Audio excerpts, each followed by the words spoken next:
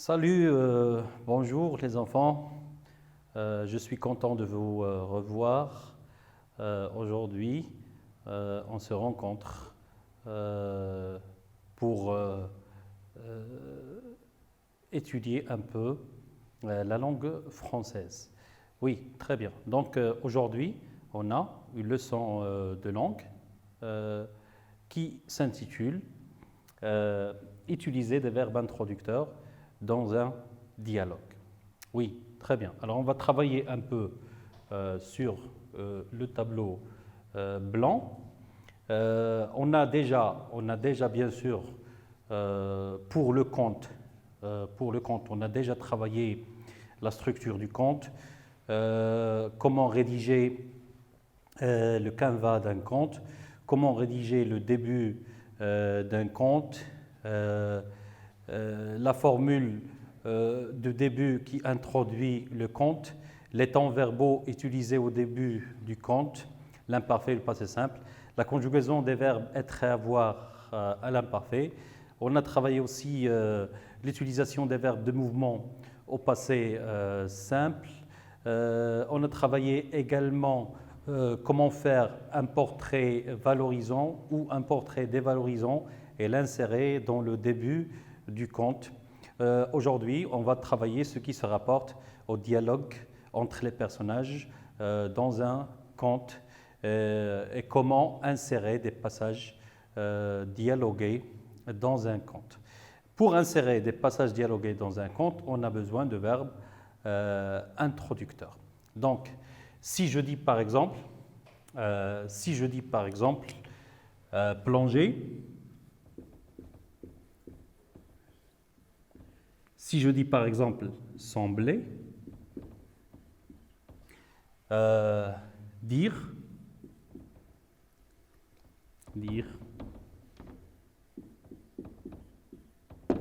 voir,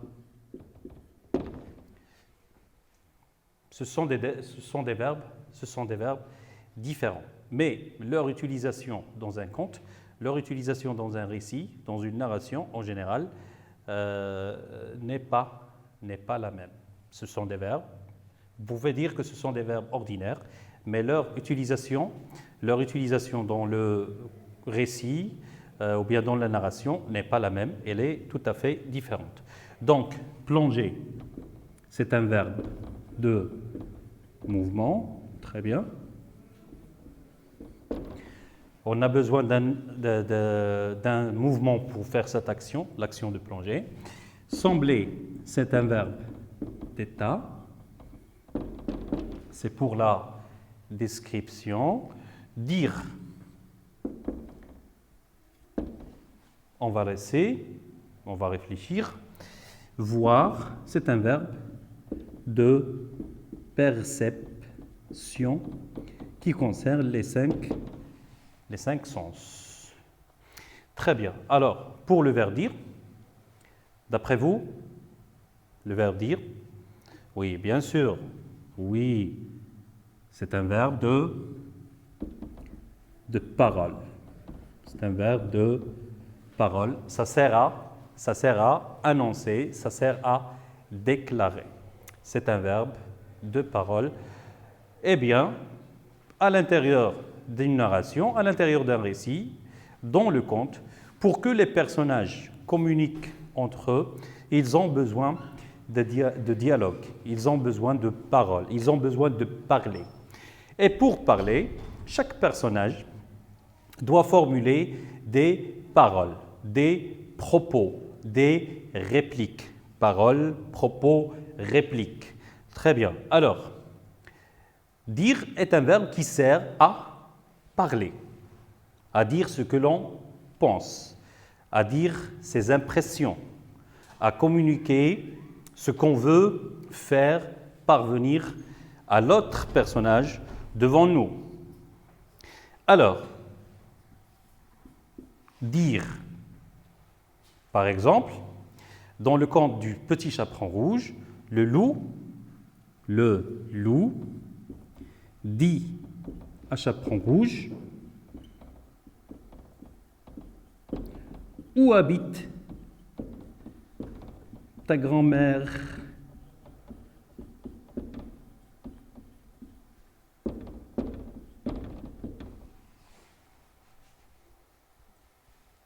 c'est normal.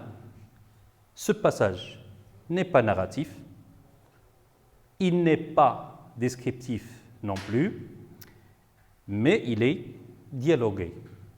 C'est un passage dialogué, c'est un passage de dialogue, c'est un propos, c'est une parole, c'est une réplique. Dites ce que vous voulez, c'est un propos, une parole, une réplique. Vous voyez, le loup parle au petit chaperon rouge.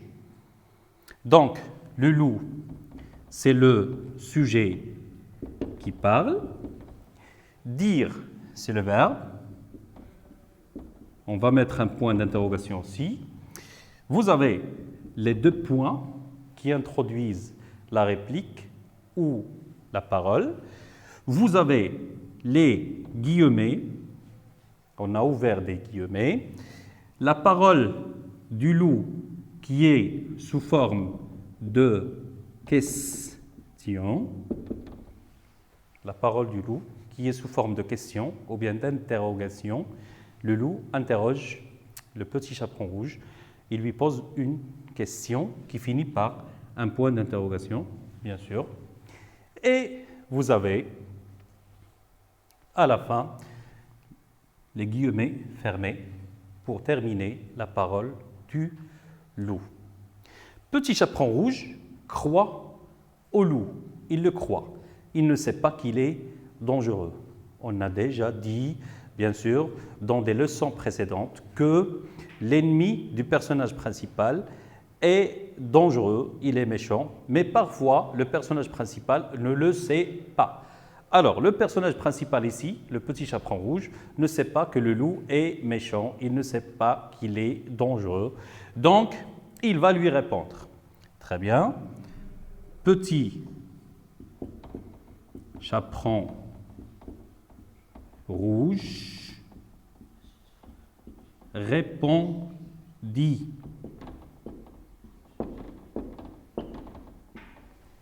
Deux points, les guillemets. Elle habite au fond de la forêt.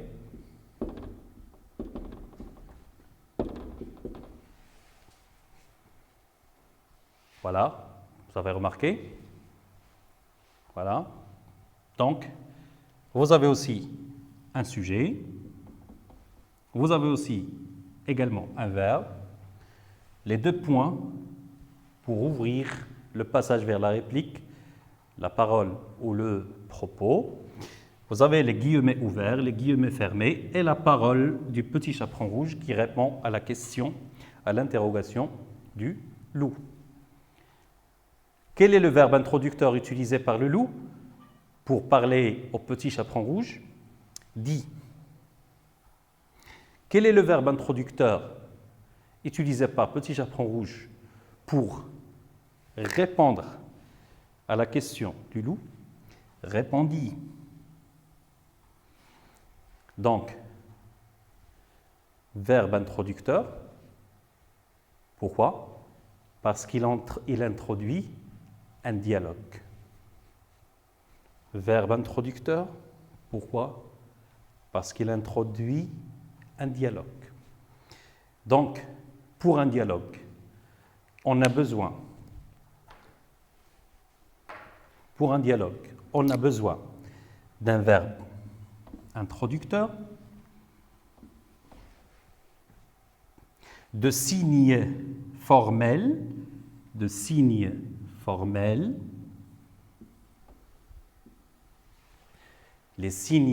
formels, la forme du dialogue, des signes qui caractérisent le dialogue au milieu, à l'intérieur du récit. Donc vous avez les deux points, les guillemets, et vous avez aussi la parole, ou bien la réplique. On peut bien sûr imaginer une autre façon de répondre pour le petit chaperon rouge. Alors, on va mettre un tiret. Elle habite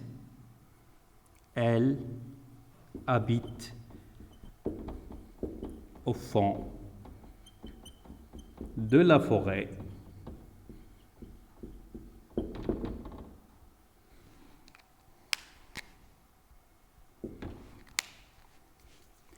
Répondit petit chaperon rouge.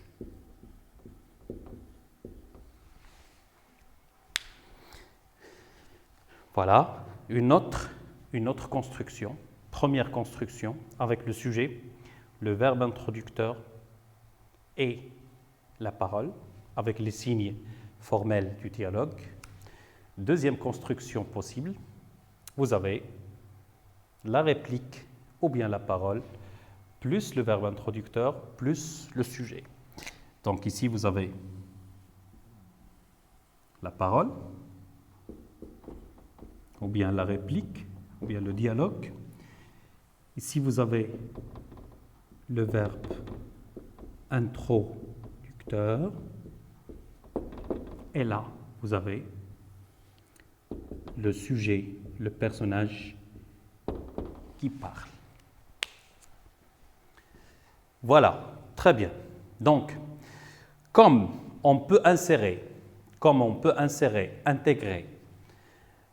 une description dans le début du conte pour décrire le personnage principal, son ami ou le personnage principal et son ennemi, on peut aussi intégrer, ajouter à la narration un dialogue pour faire parler les personnages. On peut connaître les personnages grâce à leur description ou bien à leur façon de parler. On peut avoir des détails sur ces personnages-là. Très bien. Alors, résumons. Pour insérer un dialogue dans un récit, on a besoin de verbes introducteurs, comme par exemple le verbe dire, le verbe répondre. Les verbes dire et répondre sont suivis de signes formels caractérisant le dialogue, comme les deux points et les guillemets, et de répliques, de paroles, de propos ou de dialogue. On peut avoir deux constructions faciles, on peut avoir deux constructions pour insérer un dialogue dans un récit. La première construction, en commençant par le sujet, puis le verbe introducteur et la parole. Ou la deuxième construction, en commençant par la réplique proprement dite, plus le verbe introducteur, plus le sujet. On peut dire « répondit petit chaperon rouge » ou bien « répondit-il » avec une inversion de sujet. Très bien. Alors maintenant, on va passer au tableau écran pour travailler un peu tout ceci. Voilà, chers enfants, aujourd'hui, nous nous retrouvons pour une nouvelle séance de français. Il s'agit d'une activité de langue qui vise à vous apprendre à utiliser les verbes introducteurs dans un dialogue.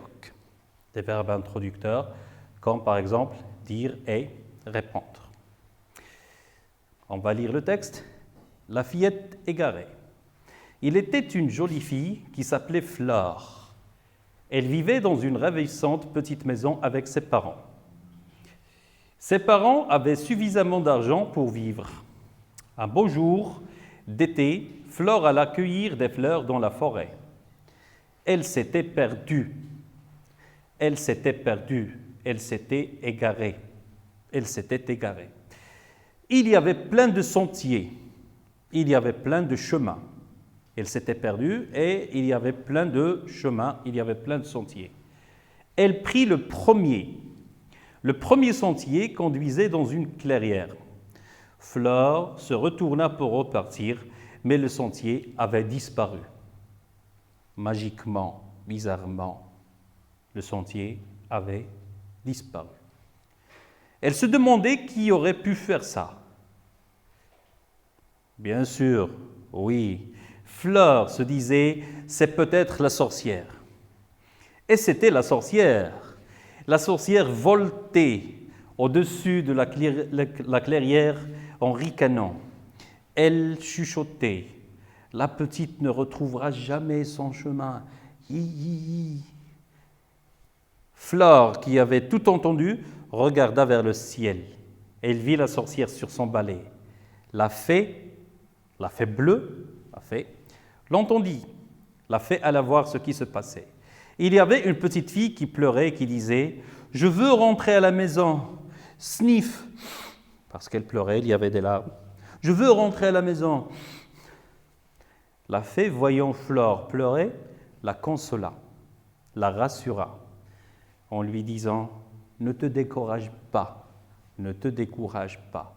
Je peux faire réapparaître ton sentier. » Vous vous rappelez notre début de conte? Il y avait la petite fille, la fillette, il y avait la sorcière méchante, son ennemie, et il y avait la fée bleue. Vous voyez?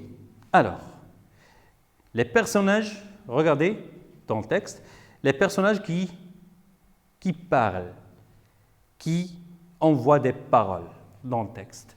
Donc, vous avez d'abord Flore, elle se disait, c'est peut-être la sorcière.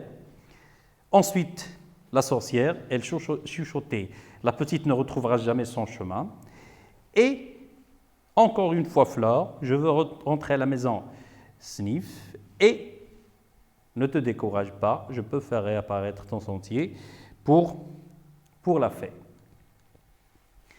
Voilà, je complète le tableau suivant, les personnages en présence, Flore, la sorcière, la fée. Flore étant le personnage principal. Les paroles de chaque personnage, Flore, c'est peut-être la sorcière, je veux rentrer à la maison, Sniff. La petite ne retrouvera jamais son chemin, hi hi hi, pour la sorcière, et pour la fée, ne te décourage pas, je peux faire réapparaître ton sentier. Très bien. Alors, je relève les verbes qui introduisent ces répliques. Se disait, chuchoter, disait, disant. Très bien. Voilà les verbes. Alors, ces verbes introduisent les répliques, introduisent les paroles des personnages. Donc, automatiquement, vous l'avez compris, ce sont des verbes introducteurs. J'entoure les indices de dialogue dans le texte, les indices formels. Donc, vous avez les deux points, les guillemets, les tirets. Très bien. Je complète le tableau suivant par les verbes introducteurs relevés. La nature des informations. Chuchoter, parler à voix basse. Se dire, parler à soi-même. Je me dis, elle se dit, parler à soi-même, se parler. Dire, annoncer, informer. Donc la nature des informations apportées par les verbes introducteurs. Je note d'autres natures d'informations. Donc vous avez, pour poser une question, on peut utiliser demander, interroger. Pour répondre à une question, on peut utiliser répondre, répliquer. Pour continuer, poursuivre une parole, on peut utiliser reprendre, répliquer. Voilà. Je précise la construction de la phrase dialoguée, comme on l'a vu sur le tableau blanc. Donc vous avez, première construction, le sujet plus le verbe plus la parole. La sorcière dit en ricanant, Flore ne pourra plus revenir chez elle. Hi, hi, hi. Voilà, la sorcière dit en ricanant, dit. La sorcière sujet dit, c'est le verbe introducteur. Ensuite, les deux points, les guillemets, les signes formels, les indices formels, ou bien les signes formels. La deuxième construction, la parole plus la virgule plus le verbe plus sujet, avec une inversion sujet. Donc, vous avez Flore ne peut plus revenir chez elle, dit la sorcière en ricanant. Donc, on peut commencer par la parole, ou bien on peut finir avec la parole. Je m'entraîne. J'identifie dans le texte suivant les passages dialogués. Voilà, regardez bien le texte. C'est facile. Alors, directement, vous avez les deux points. Après les deux points, vous avez les guillemets. Ensuite, vous avez un verbe introducteur. Et c'est une réplique, la réplique en rouge, à l'intérieur du récit, à l'intérieur de la narration. Un paysan avait un fils nommé Corentin. C'était un garçon intelligent, courageux et toujours prêt à rendre service. Un jour, son père tomba malade. Il fit venir son fils. « Mon enfant, lui dit-il, il n'y a qu'un seul moyen de me rendre la force et la santé. » Donc, qui parle? C'est le père. À qui? À son enfant. Voilà. Donc, est-ce qu'on a utilisé la première construction ou la deuxième construction? On a utilisé la deuxième construction. Voilà. Donc, vous avez la parole, le verbe introducteur, le sujet. Voilà. Très bien. Alors, je complète le récit suivant par un dialogue. Il y avait autrefois un bûcheron qui appela sa femme et lui dit: « Mes enfants n'ont rien à manger demain. Je vais les faire perdre dans la forêt. » La bûcheronne l'écouta, attentive, et lui répondit: « Non, c'est impossible. Je ne peux pas abandonner mes enfants. » Une réplique pour le bûcheron, une autre réplique pour sa femme, la bûcheronne. Alors, je m'évalue à la fin. On va faire une petite évaluation. Alors, cher enfant, est-ce que tu sais repérer des verbes introducteurs dans un dialogue? Oui ou non? Bien sûr, c'est oui parce que c'est facile. Est-ce que tu sais repérer les signes formels du dialogue? Oui, non? Évidemment que c'est oui. Tu sais, bien sûr, repérer les deux points, les guillemets, les tirets. Est-ce que tu sais utiliser des verbes introducteurs dans un dialogue? Bien sûr, des verbes introducteurs, au passé simple par exemple, dans un conte, pour introduire une réplique, une parole, des personnages. Bien sûr, tu dois savoir ça. Bien sûr, c'est oui.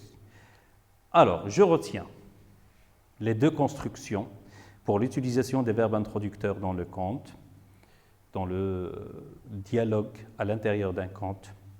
Donc, vous avez la première construction, sujet plus verbe plus parole, avec exemple. Et la deuxième construction, parole plus virgule plus verbe plus sujet, une petite inversion sujet. Pour la deuxième construction, vous devez recopier ça sur votre cahier.